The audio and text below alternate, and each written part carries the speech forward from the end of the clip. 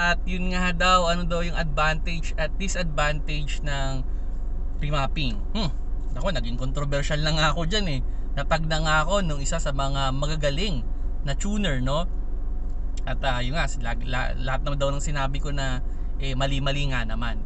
So, pero sige, magbibigay ako ng opinion, ano? Okay. Sabihin na natin ang kotse natin, okay?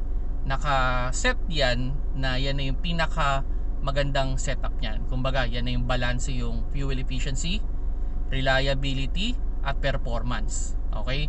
So, kung ano yung pagkakaset o pagkaka-remap ng iyong sasakyan, okay, yan na yung pinaka balanse, yung tatlong to.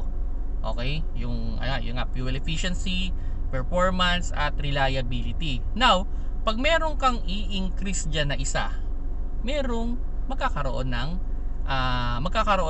sabihin natin ng minus dun sa iba.